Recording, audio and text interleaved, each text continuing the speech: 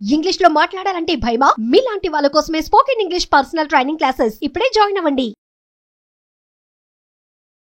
నమస్తే, welcome to Suman TV. నేను విష్ణు. ప్రస్తుతంతో పాటు digital media expert Lalit Kumar గారు ఉన్నారు. వారితో మాట్లాడి చైల్డ్ పోర్నోగ్రఫీ వెబ్సైట్స్ని అడ్డం పెట్టుకుని సైబర్ నేరగాళ్ళు ఎటువంటి దారుణాలకు పాల్పడుతున్నారు అనే అంశం గురించి వారి విశ్లేషణ ద్వారా తెలుసుకుందాం. సార్ నమస్తే. సార్ లలిత్ కుమార్ గారు. నమస్తే విష్ణు గారు. సార్ లలిత్ గారు, ఈ మధ్య కొన్ని ఫోన్ కాల్స్ వస్తున్నాయి. మీరు చైల్డ్ పోర్నోగ్రఫీ చూశారు, మీ మీద కేసు ఫైల్ అయింది, ఎఫ్ఐఆర్ ఫైల్ చేశాం, వెంటనే మా స్టేషన్కి వచ్చి ఇమీడియట్గా లొంగిపోవాలి, లేదంటే మేమే మీ సెల్ ఫోన్ సిగ్నల్ని ట్రాక్ చేసి మీ ఇంటికి వచ్చి అరెస్ట్ చేస్తాము. సో ఇది ఇప్పుడు జరుగుతున్న వైనం. అంటే కొంతమంది సైబర్ నేరగాళ్ళు కొంతమందిని ట్రాక్ చేసి మీరు ఈ చైల్డ్ పోర్నోగ్రఫీ వీడియోలు చూస్తున్నారు, మేము మిమ్మల్ని పట్టుకుంటున్నాం అంటూ కూడా కొన్ని ఫేక్ కాల్స్ చేసి జనాల్ని భయభ్రాంతులకు గురి చేస్తున్నారు. తద్వారా డబ్బులు గుంజే ప్రయత్నం కూడా చేస్తున్నారు పెద్ద మొత్తంలో. అసలు ఏం జరుగుతుంది? ఈ చైల్డ్ పోర్నోగ్రఫీ వెబ్సైట్స్ని అడ్డం పెట్టుకొని సైబర్ నేరగాలు ఎటువంటి ఆకృత్యాలకు పాల్పడుతున్నారు? ఇక్కడ విష్ణు గారు, దేశంలో మామూలుగా ఫైనాన్షియల్ క్రైమ్ చేస్తారు అనేది అది ఒకటైతే, ఇప్పుడు సైబర్ క్రైమ్ ద్వారా సుమారు కొన్ని వేల కోట్ల రూపాయలు కొల్లగొడతా ఉన్నారు. జస్ట్ ఆన్లైన్ ద్వారానే దాదాపుగా 1000 నుంచి 1500 కోట్లు ఆన్లైన్ ద్వారానే ఈ ట్రాన్సాక్షన్ జరుగుతుంది. ఈ కేటుగాళ్ళంతా ఈ 1000-1500 కోట్లు ఆన్లైన్ ద్వారానే చీట్ చేస్తూ ఉంటారు. సహజంగా వాళ్ళ సైకాలజీ ఎలా ఉంటుందంటే, సైబర్ క్రైమ్ చేసేవాడిది ఇప్పుడు మీరు అన్నట్లు ఇప్పుడు చైల్డ్ పోర్నోగ్రఫీ అన్నారు. ఈ గ్రఫీ అంటే సహజంగా ప్రతి ఒక్కరూ ఇప్పుడు మొబైల్ ఫోన్ వాడతారు. మొబైల్ ఫోన్ వాడినప్పుడు ఏం చేస్తారంటే, ఒక 14 సంవత్సరాల నుంచి తదుపరి 60 సంవత్సరాల వరకు కూడా వాళ్ళ వ్యక్తిగతంగా వాళ్ళు ఒంటరిగా ఉన్నప్పుడు ఇంటర్నెట్ ఇప్పుడు చాలా ఈజీగా ఉంది, నెట్ బాగా దొరుకుతుంది కాబట్టి ప్రతి ఒక్కరూ ఏకాంతంగా కూర్చున్నప్పుడు సెక్స్ గురించి దాని గురించి చూడాలను, దాని గురించి వినాలను, అది ఏం జరుగుతుంది అనేసి ఇంటర్నెట్లో సెర్చ్ చేయడం మొదలు చేస్తున్నారు. అవునవును. దాంట్లో మగవాళ్ళ ఆడవాళ్ళ అనేది కాదు, ఇక్కడ ఈ ఏజ్ సెక్టార్ వాళ్ళు ఏకాంతంగా రహస్యంగా చేస్తున్నారు. ఈ సెర్చ్ చేసినప్పుడు ఏమవుతుందంటే, సెక్స్ వీడియోస్ అని టైప్ చేస్తాం గూగుల్లో, చేస్తే కొన్ని లింక్స్ వస్తాయి. కొన్ని ఫారెన్ సంబంధించిన లిస్టు, లోకల్ సంబంధించిన ఇట్లాంటి కొన్ని లింక్స్ వస్తాయి. ఇప్పుడు కొద్దిగా తగ్గాయి. అందుకు గతంలో ఒక 5-10 సంవత్సరాల క్రితం చాలా సైట్స్ ఉండేటి, ఎక్కువ. ఇప్పుడు ఒక 6-7-10 సైట్లు. ఈ సైట్స్ లో వీళ్ళు లింక్స్ క్లిక్ చేయడం వల్ల ఏమవుతుందంటే కొన్ని వీడియోస్ డిస్ప్లే అవుతాయి. ఈ డిస్ప్లే అయినప్పుడు ఏం చేస్తారంటే, వాళ్ళకి కావాల్సిన వీడియో ఇది కాదు, ఇది కాదు, ఇంకో లింక్, ఇట్లా అన్ని లింకులు సెర్చ్ చేస్తారు. సెర్చ్ చేసేసి వదిలేస్తారు.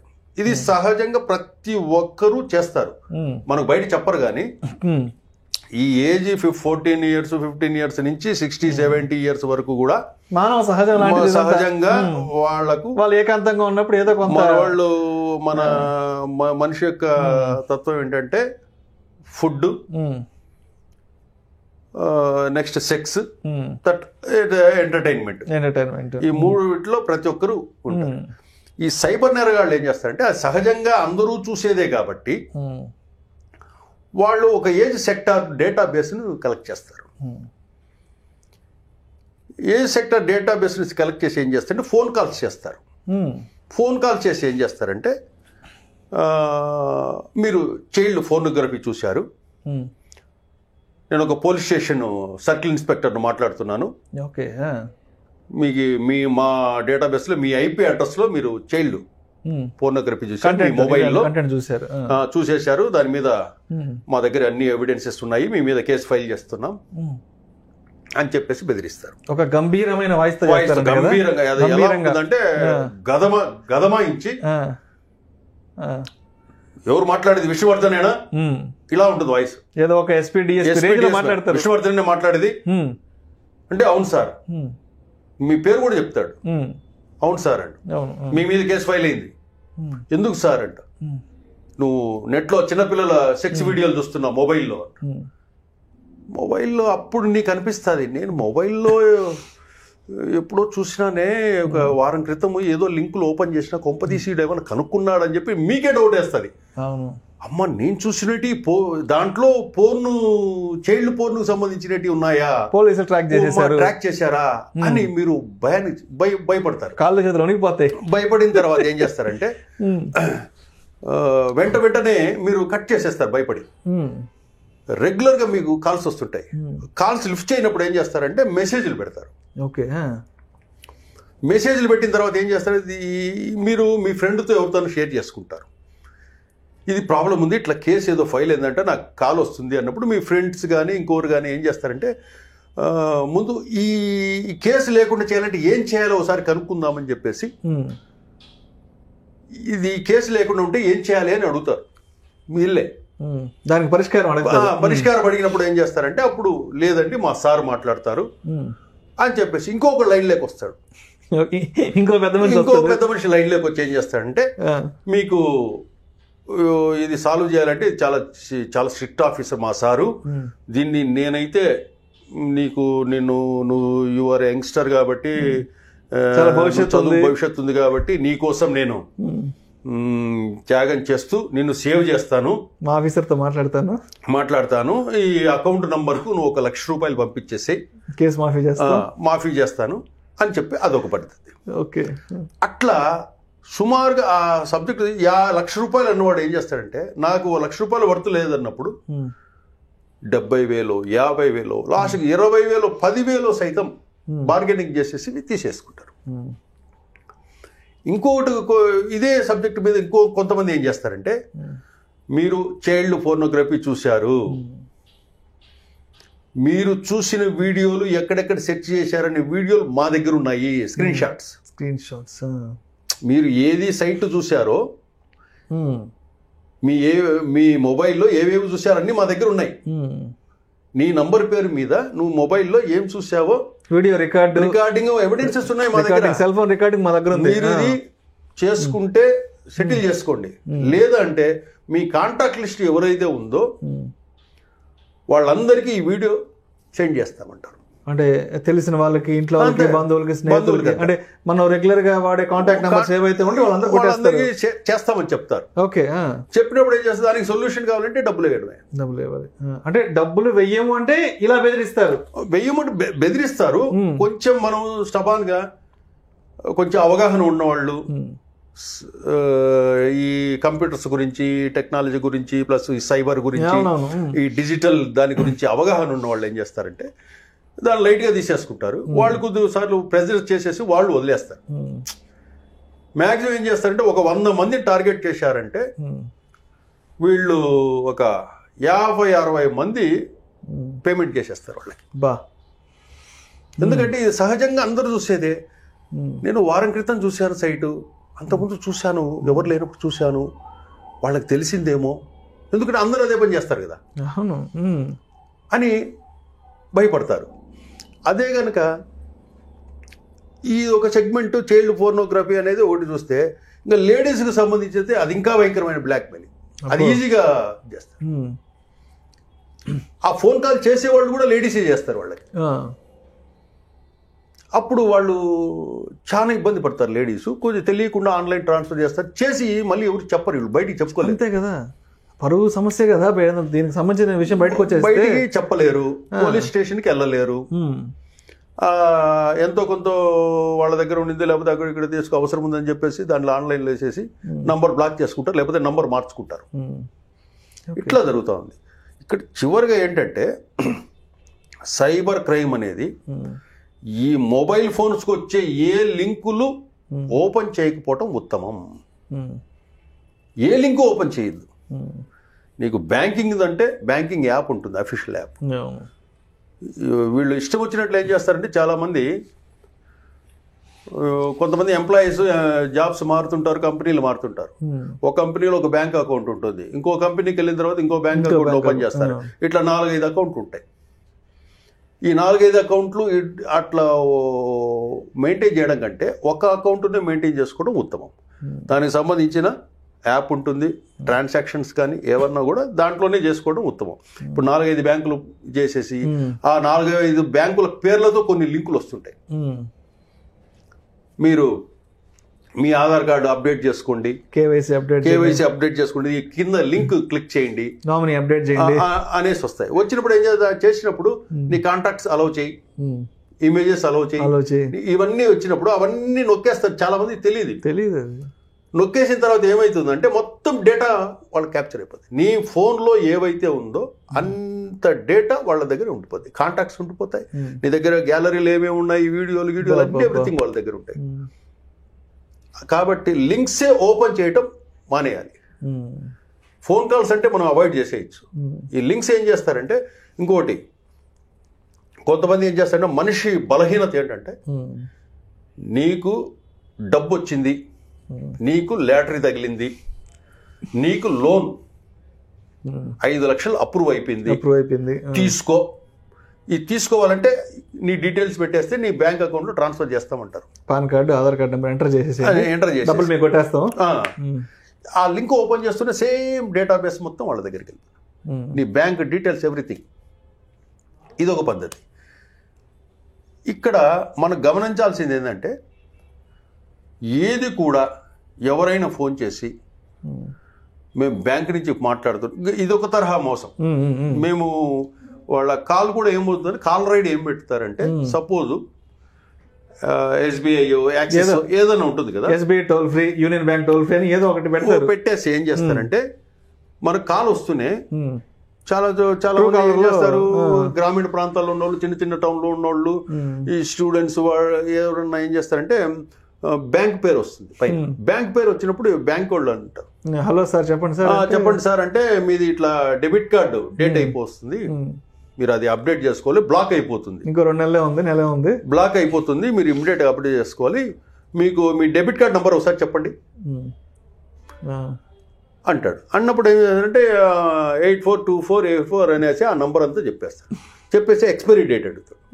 Expiry date number back side తిప్పండి అంటారు. తిప్పిన తర్వాత ఒక నంబర్ 3 అంకెల నంబర్, ఈ నంబరు 342 అంటారు. 342 అంటేనే 342 చేసేసిన తర్వాత జస్ట్ అతను పెట్టేసిన మరుక్షణం మీకు ఒక ఓటీపీ వస్తుంది, ఇప్పుడు మీకు అప్డేట్ చేసేసాము, ఆ ఓటీపీ చెప్పండి అంటారు.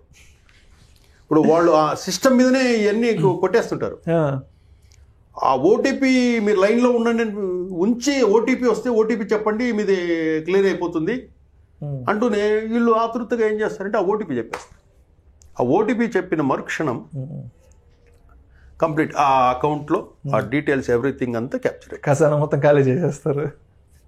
కాబట్టి ఎంతసేపు ఊరికే ఎవరైనా లోన్లు ఇస్తామన్నా, ఏది ఫ్రీగా ఇస్తామన్నా, మీకు డబ్బులు ఇచ్చేసాము, ఎందుకు ఊరికే ఎవరు డబ్బులు ఇవ్వరు.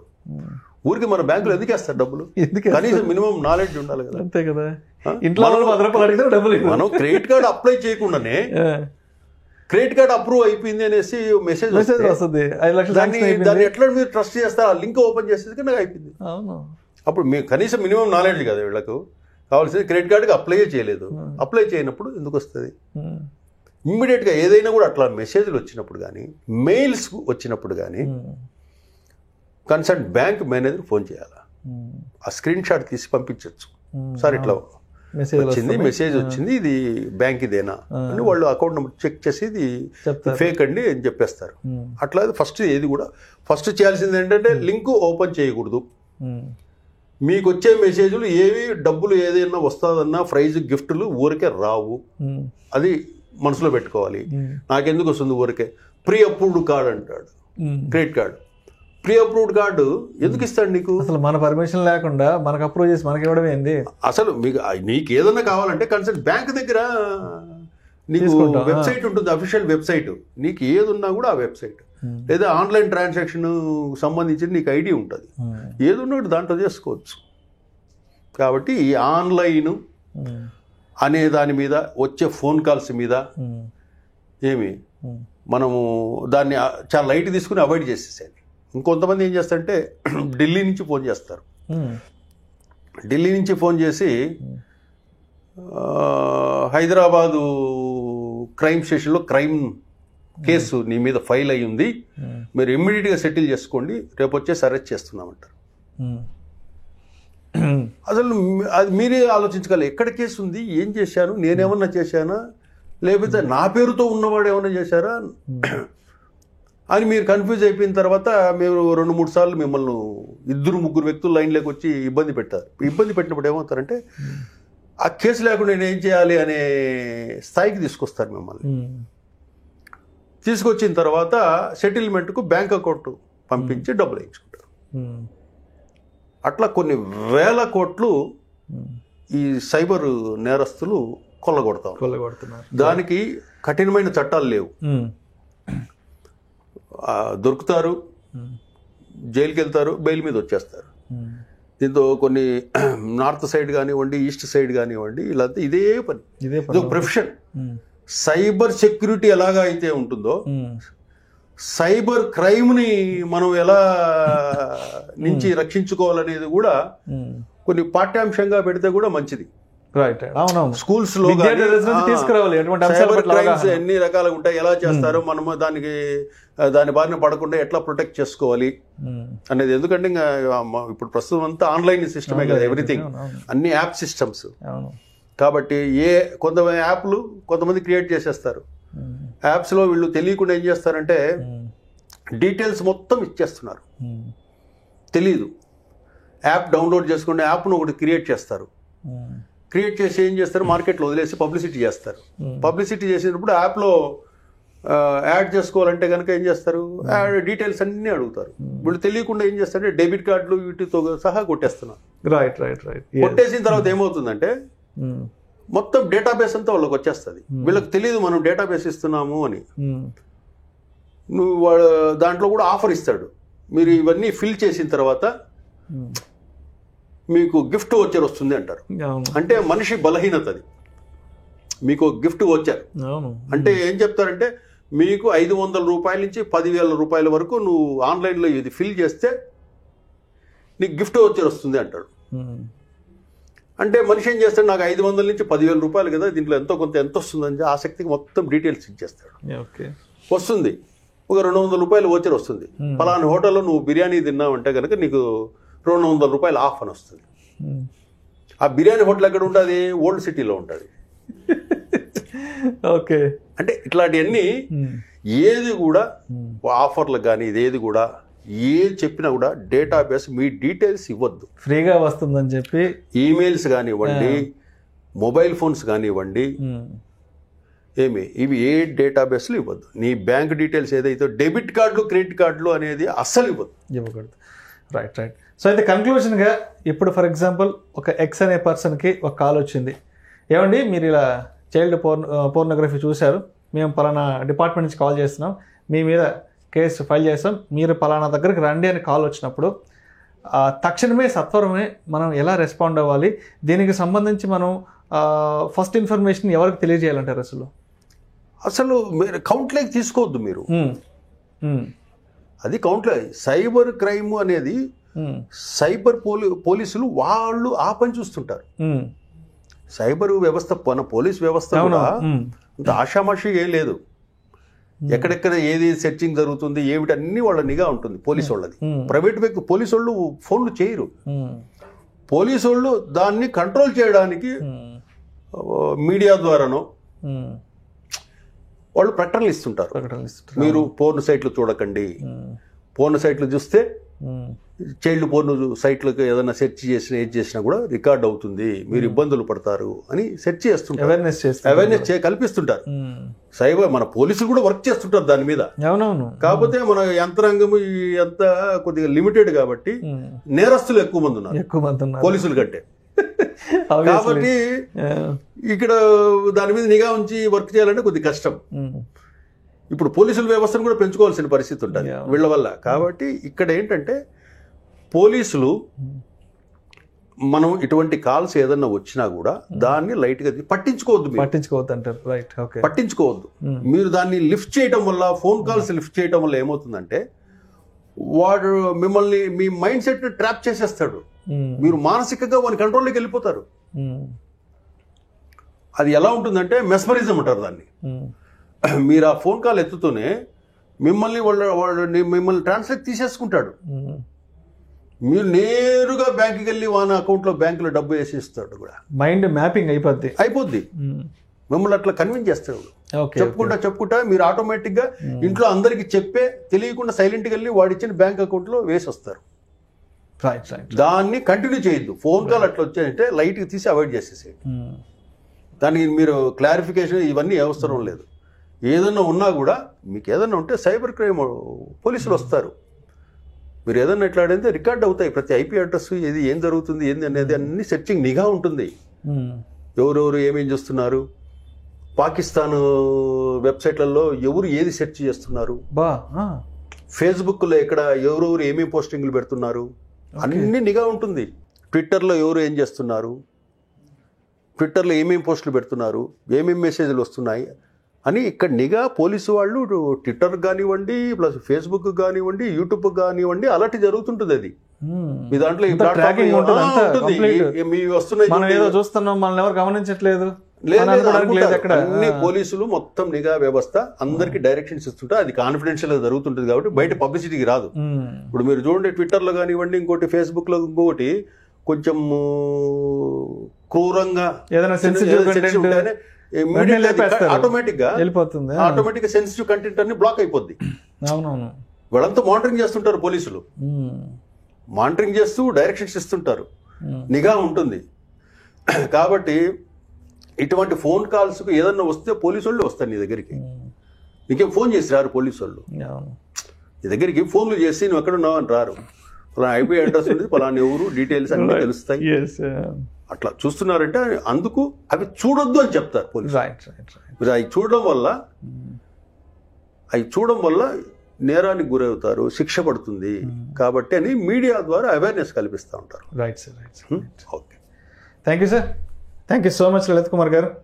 ఈ చైల్డ్ పోర్నోగ్రఫీ వెబ్సైట్స్ని అర్థం పెట్టుకుని సైబర్ నేరగాలు ఎటువంటి ఆకృత్యాలకు పాల్పడుతున్నారు, మరి అటువంటి ఆకృత్యాల నుంచి మనం సేఫ్ జోన్లో ఏ విధంగా ఉండాలి అంశం గురించి చాలా చక్కగా మీ విశ్లేషణ తెలియజేస్తే thank you so much sir.